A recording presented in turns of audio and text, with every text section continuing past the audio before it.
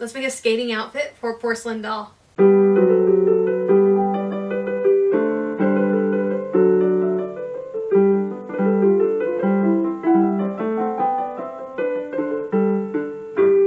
Hi everyone, my name is Caitlin, and on this channel I teach old-fashioned sewing skills and we copy originals. So what we've been working on is for this last, has it been a year already? It's probably been a year.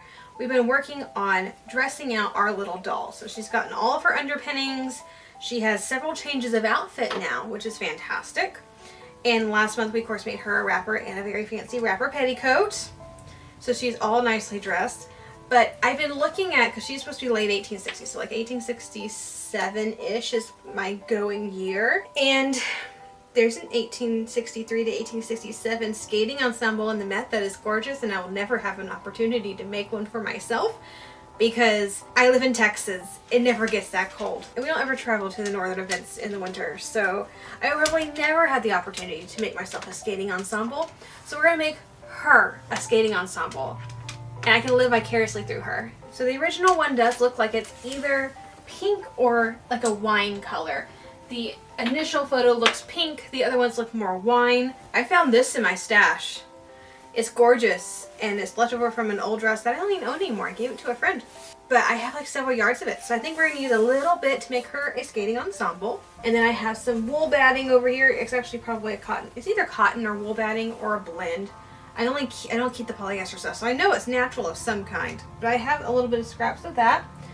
And I think we're going to just use some regular old wine-ish colored cotton for the lining. But it is an entirely quilted ensemble.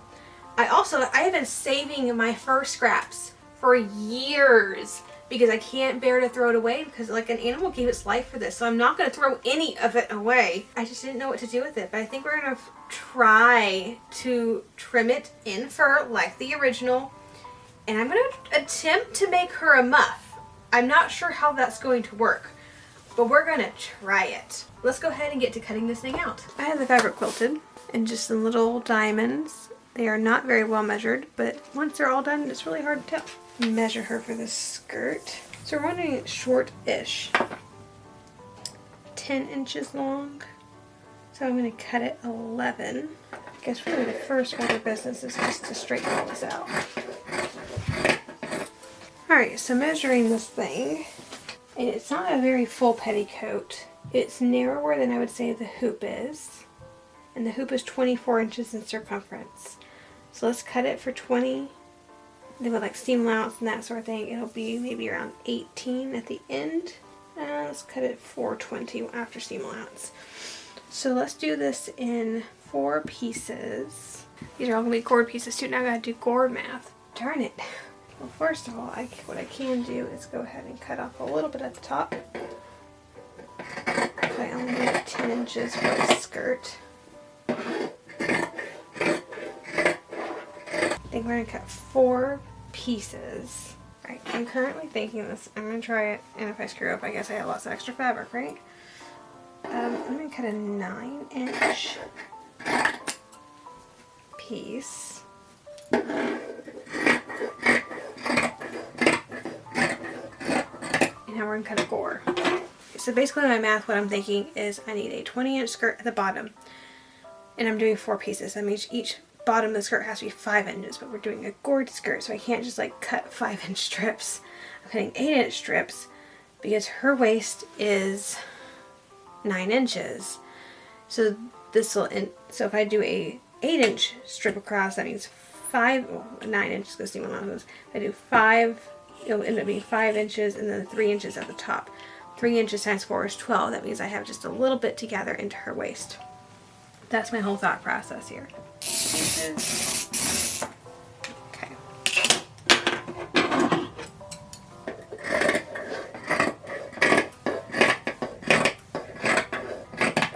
And then of course on gourd skirts like this, you always want to take a straight edge and put it to a slanted edge, because this is going to hang funny if you try to sew 2 of them together.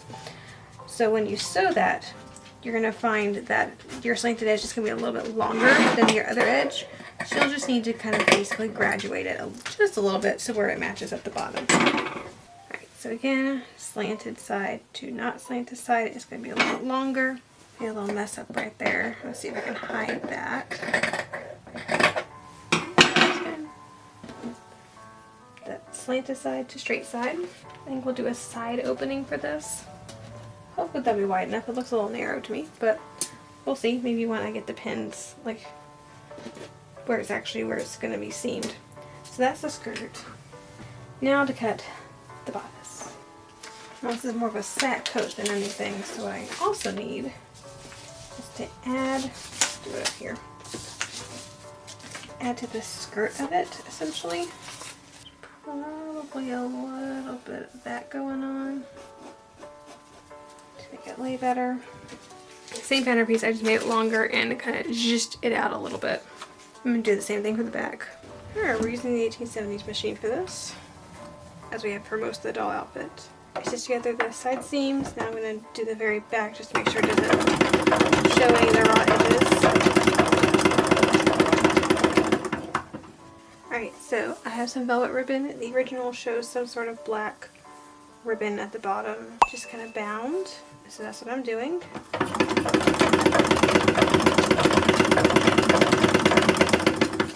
I chose a 3/4 inch hem because I think the proportions are right compared to the adult garment.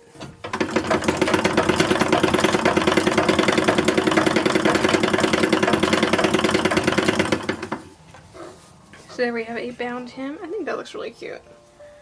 I think we're going to hand gather the waistline. I think I'm just going to use a piece of the regular silk for the waistband. Alright, I'm sewing on the waistband.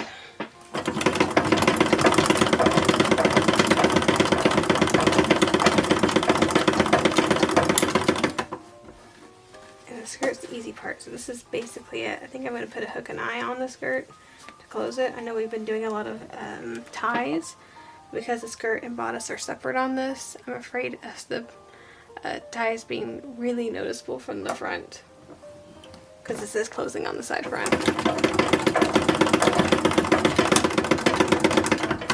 With the skirt done, let's start with sleeves. I think the only thing I have to do really, I guess, hem them up as well. I'm going to sew them up the seams first.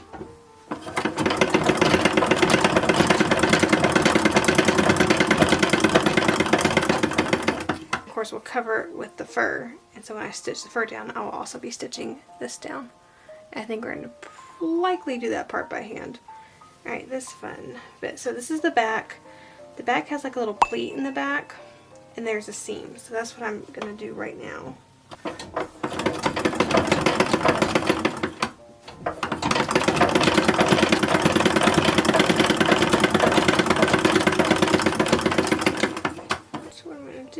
Just basically press this down.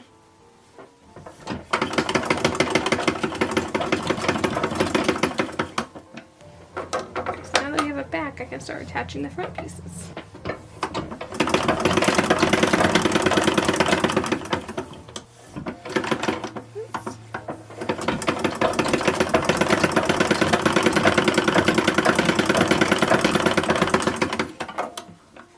We're going to hem the bottom of the sack coat the same way as we talked about with the sleeves. I don't know.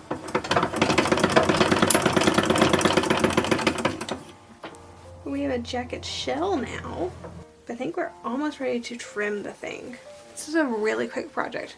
I think all in all, it'll end up taking me about the same amount of time to sew the whole thing together, including the fur, as it took me to quilt this entire thing. And then we're just going to do a back stitch. Probably not a very nice neat back stitch, but a back stitch nonetheless, to attach the sleeve, and then we'll trim the sleeve first before trimming the bodice, I think. The cat is watching me from the sewing table because I have hidden the fur from him, but he is quite enjoying the rabbit fur when he can find it. Alright, sleeves are attached, so now we have a little jacket. So cute. Alright, let's see what we can do with this fur. So I'm getting a bit of the sleeve, a bit of the hem so it stays in place, and then also a bit of the leather. And just whipping it down. It's not difficult work. It's just, I mean, this is also not the correct way to do this as far as, I wouldn't do this for adult stuff. I would actually sew down the hem first and then put this over it, but for doll clothes, corners can be cut. And so that's what it looks like from this side. You just see that, and then from the outside, first you see the fur. I did about 3/4 of an inch of fur. I probably should have done a 1/2 inch for scale, but I was afraid of it getting too small and just, there comes a point where fur gets too thin and it starts to just rip. Now I could do the same thing for the other sleeve, and then I will meet you back to do the same thing around the whole of the actual bodice and its closures, and we're going to figure out a muff, which this should be very easy to make into a sort of muff. I'll just need a little bit of a bigger piece and that won't be a problem. Alright, it's kind of looking like a little Santa outfit. It's kind of cute. I'm doing this just a little bit at a time, so I'm going across the back and down first. I'm going to do this on the other side, and then I'll do the bottom last. And here comes Kitty, because rabbit fur smells delicious. And here comes the dog to sniff the rabbit fur. Everyone's been very interested in my project today. And I'm just tacking it on at the top, and I'm also going to go on the bottom and do it, otherwise it flips up. But I'm just folding the raw edge in so it will be hidden by the fur, and then just whipping it on. It's very quite simple. Now I'm going to sew down this side.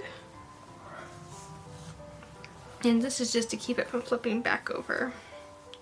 So it doesn't need to be very nicely done, it just needs to be tacked down in a couple places. So I'm going to go very loosely, pushing back the fur just a little bit so I can actually get my sewing needle in there. Alright, last step for the top. I'm putting in hooks and eyes. I'm doing only 3. Basically at the top, around the bust line, and a little bit above the waistline. Alright, I think we're done there. For the muff, I'm going to start with sewing this. I find fur always easier to sew by hand. And I have an 18-inch doll. I cut a 2 by 3 inch muff. It's totally arbitrary number. I have no idea how I came up with that. But it looks like it's going to be about the right size. So mid-19th century muffs are very small. Which, if nothing else, like if my idea to line this whole thing in silk completely fails, we're going to say that this is our muff right here. But I am going to try to line it. So I have here a bit of silk that's exactly the same size, and I just stitched it. And I'm going to try to stuff this in.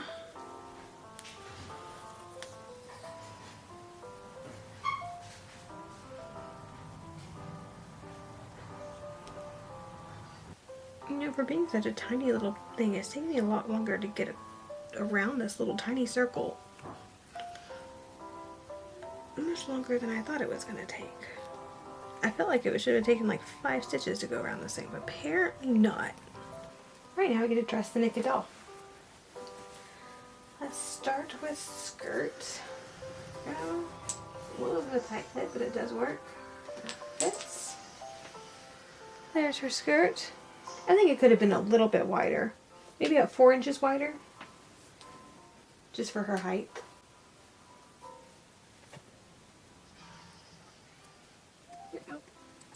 And there is the lovely top. I think it looks very similar to the original. Yes, the fur is a lot of it fuller, but that's because working with very thin fur is very hard. Well, she has a muff too. So she has the accessory. That's what's important, right? Yeah, I think that turned out super cute. Other than the issue, I do think it's a little bit too narrow. I think just slightly under what her hoop would have been, I think is what we basically needed. I used just about exactly 1/2 yard of fabric for this, so, well, 1/2 yard of the quilting. So it ended up working perfectly. I wouldn't have had enough fabric had I chosen to make her skirt a little bit wider. But, you know, I had plenty of fabric. I could have quilted some more. It's not like that was going to be an issue. It's just this way I didn't have to quilt to any more fabric. I like the little pleated detail in the back too. I think that's a really nice touch. But I think she's almost ready for skating. We do need to get her some sort of skates or something I could figure. I don't know. I don't know if that's something I could maybe knit her. That I could do a pullover type of ice skate. I don't know. I'll have to think on that. Maybe I'll end up finding some little ice skates that will actually fit her. She has like odd sized feet. Like obviously she's an 18-inch doll, but has a totally different scale than the American Girl dolls, so I can't use anything that they would have had. But she's too big for a Barbie doll shoe, so maybe I can find something. They had all sorts of little doll stuff back then, so I'm sure I could find an antique something that would function. That would work just well. Anyway, that is about it. So our nice little Dolly has a beautiful little skating outfit. We're gonna take a break. We're gonna take a break from her. We're actually gonna take not a break from doll stuff. We're gonna do doll stuff a little bit less. It's gonna end up being on the 5th Monday of every month, or 5th Friday, I forget. So we're only gonna do it about 4 or 5 times a year. But we are gonna dress out our little cloth doll that we made last year. And I think the following year, we might as well come back to her and do her a couple more outfits before moving on to a totally separate doll. Also, I've run out of dolls, and I don't want to make any more cloth ones, so that'll give me time to source. I'm thinking an 1840s doll next. A nice little porcelain or maybe a paper mache doll this time. Anyway, thank you so much for joining me today as we made our doll her little skating outfit. If you've enjoyed the video, please like, subscribe to the channel, click the little bell notification so you're notified anytime I upload a new video. And as always, have a fantastic week, and I'll see you back here in the next video.